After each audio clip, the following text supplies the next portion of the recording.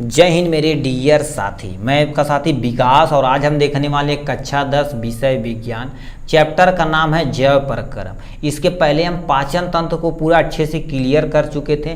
पाचन तंत्र में कौन कौन से एंजाइम है जो पाचन की क्रिया को पूर्ण कराते हैं, उसके एंजाइम के बारे में। और याद रखना ये एंजाइम पूछा जाता है, पूछा गया था 3 नंबर में, एंजाइम किसे कहते तो था एंजाइम के विभिन्न रूपों में इसका कार्य बताना है।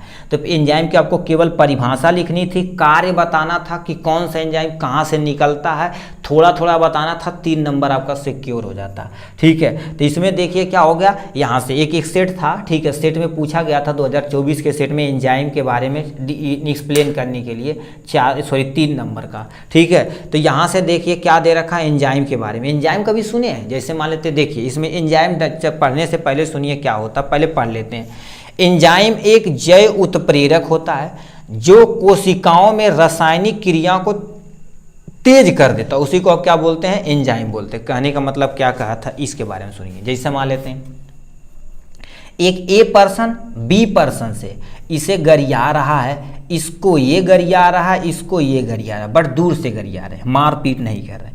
एक सी मतलब नहीं लेते हैं, ई मतलब हम क्या लेते हैं, एंजाइम ले लेते हैं। एंजाइम आइल कहला है तो कि गरियावत अरे, जैसा गांव में नहीं होता, हम सब लोग तो बहुत मार करा देते थे, ऐसा पटकी पटका तुरंत, लड़कों उड़कों तुरंत, लड़के छोटे छोटे रहते चढ़ जाते थे, मार करा के एकदम से कायदे देखा जाता था। हम सब लोग भी छोटे छोटे तो बड़ी मार करते थे, ठीक ना, हरी वरी जाके एकदम से पटक पटक के। ठीक है, अब तो एक रूम में समझ लिए, पढ़ने आए तब से रूम में बंद हो गए। ठीक है, क्या किया जाए। ठीक है, तो ये हो गया कि हम जब छोटे होते थे तो अखाड़ा, गांव में देखेंगे अखाड़ा खान देते थे। ठीक है, और बहुत सारा गेम अपने आप बन जाता था, लखनी लाख गुड़। अब लखनी लाख गुड़ पता नहीं खेले होंगे कि नहीं आप। ठीक है, तो वो सब पेड़ उड़ पे चल के एक दूसरे पेड़ पे डाली पर से इधर उधर कूद जाता था, कोई टेंशन नहीं। मगर अब डर लगता कि यहाँ तरीके कूदा बूढ़ा छटक जाए, दिक्कत हो जाए।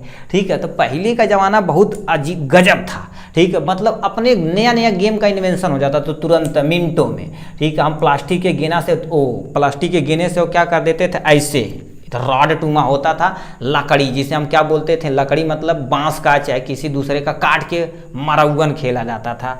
ठीक है, बैट वोट तो मिलवे नहीं करता था, उसी से बैटिंग होती थी और ईंटा जोड़ के अपना काम चलता था। ठीक है, ये सब चीज़ें सुनिए। तो यहाँ पर क्या कर रहा है, ए वाला क्या कर रहा है, बी को गरिया रहा है, बी वाला ए को गरिया रहा है, मगर ये दूर से गरिया रहे हैं। ये टाइमिंग लगेगा, बात झगड़ा होगा बट पता नहीं कब होगा, हमको नहीं पता। एंजाइम आएगा, इसे थोड़ा चला देगा, हे तो के गरियावत और दिन वो तो के बड़ी गरियोली डाल ले। ठीक है, और फिर क्या करेगा, बी वाला इससे लड़ जाएगा, ए के बाद में आएगा, ए को भी थोड़ा सा चढ़ा देगा, ही तो के गरियावत आना, कैसे तो के गरियोले ही बताते। ठीक है, तो ऐसे हो जाएगा। तो ये थोड़ा सा फमुआ जाएंगे, ये थोड़ा सा फमुआ जाएंगे, भन्न से मार हो जाए। ठीक है, तो ये जो मार कराने वाला होता बताइए, ये केवल और केवल उत्प्रेरक, मतलब इसे उत्तेजित कर रहा था। सेम टू सेम एंजाइम हमारे शरीर के अंदर ऐसे होते हैं, कोई क्रिया धीरे धीरे धीरे हो रही है, उसे क्रिया को तेज कर देते हैं। बस इतना ही का काम क्या होता है, एंजाइम का होता है। तो वही लिखा है, जैविक क्रियाओं को क्या कर देता, तेज कर देता, उसी को क्या बोलते हैं, एंजाइम बोलते हैं। जैसे गाँव में अभी मेहरारू हैं, 2-3 झगड़ रहे हैं, गाँव में बड़ी खतरनाक गरियाते हैं भाई। ठीक है, मतलब जो 2-4-10 पुस्तक का बच्चा लाई सब ला के थोप के लेयर बाय लेयर, जैसे लीपा नहीं जाता है वैसे लेयर बाय लेयर कपड़ा तरह सरियावे लगे हैं मेहरारू। उनके थोड़ा सा उनका उभरिया, उनका उभरिया, मतलब सुनो मस्त एकदम। ठीक है, एंजाइम का नाम रासायनिक प्रतिक्रियाओं से लिया गया, जिसका मतलब क्या होता, उत्प्रेरित होता। उत्प्रेरित मतलब किसी क्रिया को तेज कर देना। अब कहेंगे हमारे पेट के अंदर, शरीर के अंदर, पाचन के अंदर एंजाइम की रिक्वायरमेंट क्यों होती है। अब भैया एंजाइम न रहे तो जो खाने का डाइजेशन होगा कईयों साल लग जाएगा डाइजेशन होने में, तो डाइजेशन नहीं होगा, पाचन नहीं होगा, हमारे शरीर के अंदर खाना सड़ना स्टार्ट हो जाएगा। ठीक है, तो इतने एंजाइम के बारे में थोड़ा सा इंट्रोडक्शन। कौन सा एंजाइम कहाँ से निकलता है, उसकी ग्रंथि का नाम दिया गया। उस ग्रंथि से कौन सा एंजाइम निकलता है, उसका नाम और उसका कार्य क्या होता है यहाँ, और उसका कार्य स्थल कहाँ होता है, इसको आपको दिखा देना है। मतलब ये टेबल बहुत ही समझ बूझ के और अच्छे तरीके से बनाया गया। प्लीज़ आप कॉन्सेंट्रेट होकर नोट कर लीजिए तो और अच्छी बात है, नहीं तो आप स्क्रीनशॉट भी ले सकते हैं, कोई टेंशन नहीं। ठीक है, तो हमारे मुंह के अंदर सबसे पहले लार ग्रंथि पाई जाती है। क्या पाई जाती है, लार ग्रंथि पाई जाती है। अब लार ग्रंथि से क्या निकलती है, 2 एंजाइम निकलती है, एक टाइलिन निकलती है, एक एमाइलेज निकलती है। अब टाइलिन क्या करती है, जो भी हमारे शरीर में या जो भी भोज्य पदार्थों में स्टार्च रहता है, स्टार्च को किस में कन्वर्ट कर देती है, शर्करा में कन्वर्ट कर देती है।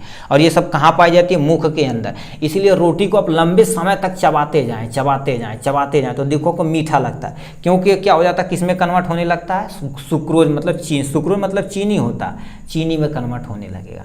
ठीक है, एमाइलेज पाया जाता है, ये भी स्टार्च को माल्टोज में कन्वर्ट कर देता है। और याद रखना ये थोड़ा सा कम अमाउंट में करता है, मतलब आधा से आधा, मतलब जो हम स्टार्च खाए हैं उसका क्या कर देते हैं, जो माल्टोज में कन्वर्ट करता है लग के 10 से 20%, नहीं तो ना के बराबर।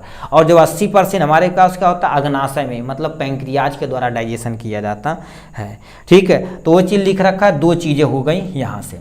ठीक है, अब उसके जस्ट नीचे तुम्हारे पास लिखा अमाशय, जिसे हम जठर रस बोलते हैं। अमाशय में दो चीज़ पाए जाते हैं, जिसे हम क्या बोलते हैं, पेप्सिन बोलते हैं, और क्या होता है, रेनिन बोलते हैं। पेप्सिन क्या कर देता, प्रोटीन का डाइजेशन करता, प्रोटीन को किस में कन्वर्ट कर देता, पेप्टाइडेड में, क्या होता है, पेप्टाइड में कन्वर्ट कर देता।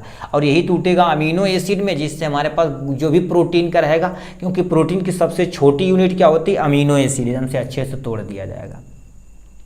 रेनिन होती है, रेनिन क्या कर देती है, दूध का डाइजेशन करती है। केसिन को क्या हो गया, पैरा केसिन में कन्वर्ट कर दिया। अब केसिन क्या होता है, दूध में पाया जाने वाला एक केमिकल होता है, इसी के कारण से हमारे पास क्या होता है, दूध, ठीक है, दूध व्हाइट कलर का होता है केसिन के कारण से। तो केसिन को किस में कन्वर्ट कर देगा, पेस्ट, यानी कि इसमें पैरा केसिन में। ये सब क्रिया होती है हमारे पेट के अंदर, अमाशय के अंदर होती है। ठीक, फिर जस्ट नीचे तुम्हारे पास दे रखा अग्नाशय। अग्नाशय में इतने सारे एंजाइम पाए जाते हैं, इनका काम ये है, सब छोटी आंत में पाई जाती है। ठीक है, ये छोटी आंत को भी सबसे पहले पार्ट में होता है, ये जितने भी सब नीचे है सब छोटी आंत के पहले पार्ट में होगा। इसमें सबसे पहले आता है एमाइलेज। एमाइलेज आता है, स्टार्च को किस में कन्वर्ट कर देता है, माल्टोज में कन्वर्ट कर देता है। स्टार्च को माल्टोज में, बोले थे 80% में कम, ठीक है, सॉरी 20% हमारे मुंह के अंदर होता है, 80% जो बचा रहता है हमारे इसमें तोड़ दिया जाता है ग्लूकोज। ठीक है, सॉरी किसके द्वारा, इसके द्वारा तोड़ दिया जाता है। ठीक है, स्टार्च को माल्टोज में। इसमें क्या होता है, ट्रिप्स, यानी क्या होता है, ट्रिप्सिन, और काइमो, यानी क्या होता है, काइमोट्रिप्सिन, जो क्या कर देता है, जो भी तुम्हारे पास प्रोटीन रहता है उसे पेप्टाइड में, मतलब बचा हुआ प्रोटीन को यहाँ पर तोड़ा जाता है पेप्टाइड में।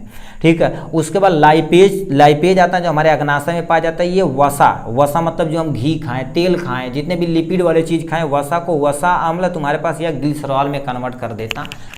ठीक है, ग्लिसरॉल में कन्वर्ट कर देगा तो कार्बन हाइड्रोजन टूटने में जल्दी टाइम नहीं लगेगा, अपना काम हो जाएगा। तो ये सब प्रक्रिया कहाँ पर होती है, छोटी आंत के पहले पार्ट में होती है। पहला पार्ट भी नहीं याद है, एक्चुअल में ग्रहणी के अंदर होती, नहीं ग्रहणी याद रहेगा तो छोटी आंत आप लिख सकते हैं, कोई टेंशन नहीं। ठीक है, और याद रखना हमारे शरीर के अंदर कुछ भी दे दिया जाए, कुछ भी दे दिया जाए, किस में तोड़ा जाता है, ग्लूकोज में तोड़ा जाता है। कुछ भी दे दिया जाए तो हमारी शरीर किसको जानती है, ग्लूकोज को। और ये भी शरीर के अंदर वो भी जो सेल होता है वो भी, क्योंकि ये जो होता है ग्लूकोज को, यानी देखा जाए, ठीक है, ग्लूकोज को देखा जाए तो टोटल कितने स्टेप में, 3 स्टेप में तोड़ा जाता है। 3 स्टेप में तोड़ा जाता है ग्लूकोज को। इसमें सबसे पहला जो स्टेप आता है, आपका नाम सुने होंगे, ग्लाइकोलाइसिस होती है। ठीक है, ग्लाइकोलाइसिस होती है, जिसे हम ग्लाइकोजेनेसिस बोलते हैं। ये 10 स्टेप में होती है, कुछ एटीपी यहाँ से निकलती है। उसके बाद हमारे पास क्या होता है, ये इसे क्रेब्स साइकिल एक नाम दिया जाता है। क्या हो गया, क्रेब्स साइकिल के नाम से आता है। ठीक है, क्रेब्स साइकिल, इससे कुछ एटीपी निकाली जाती है। लास्ट में क्या हो जाती है, ETS यानी इलेक्ट्रॉन ट्रांसपोर्ट सिस्टम होता है। तब जाके एक ग्लूकोज का पूरी तरह से क्या होता है, टूट जाता है, जिससे हमारे पास कितना 38 एटीपी निकलती। कितनी एटीपी, 38 एटीपी निकलती है। एटीपी क्या होती है, एडेनोसिन ट्राइफॉस्फेट होती है, जो कोशिका का क्या होता है, ऊर्जा होता है। कोशिका कुछ भी दे दो उससे टेंशन नहीं है, तुम दाल चावल रोटी सब्जी मोमो खाओ, खैला ही नहीं फर्क पड़े, सबको ग्लूकोज में चेंज करेगा। ग्लूकोज इन स्टेप के जरिए क्या होगा, एटीपी का फॉर्मेशन कर देगा। वो केवल एटीपी जान रहा है बस। ठीक है, तो यही चीज़ तुम्हारे पास का देखो, लास्ट में सबको देखो ग्लूकोज में कन्वर्ट कर दिया। यही ग्लूकोज क्या होगा, कोशिका के अंदर जाएगा। ये 3 स्टेप होंगे, कोशिका द्रव्य में, माइटोकांड्रिया के अंदर होंगे, ये सारी चीज़ें निकल जाएंगी। तो इसमें यानी क्या होगा, लिखा है आत्री रस। आत्री मतलब हमारी आंत के अंदर कुछ रस पाए जाते हैं, जैसे माल्टोज हो गया, माल्टोज किस में कन्वर्ट कर देगा, ग्लूकोज में कन्वर्ट कर देगा। लैक्टोज, जो भी लैक्टोज आप खाएं उसे ग्लूकोज में कन्वर्ट कर देगा। सुक्रोज, ठीक है, सुक्रेज होता है जो क्या कर देता, सुक्रोज को किस में कन्वर्ट कर देता, ग्लूकोज में कन्वर्ट कर देता। लक बाई चांस आप क्या करिए, कोई ऐसा चीज़ खाएं जिसमें न्यूक्लिक एसिड की मात्रा हो, तो न्यूक्लिएजेज का होता है, न्यूक्लिक अम्ल को क्या कर देता है, न्यूक्लियोटाइड में कन्वर्ट कर देता है। ये छोटी आंत के भी तुम्हारे पास पहले पार्ट में होता है। तो इतना टोटल था मेरे भाई एंजाइम के बारे में। आज के लिए चलिए इतना ही, फिर मिलेंगे नेक्स्ट वीडियो में नेक्स्ट टॉपिक के साथ। तब तक के लिए bye bye and take care.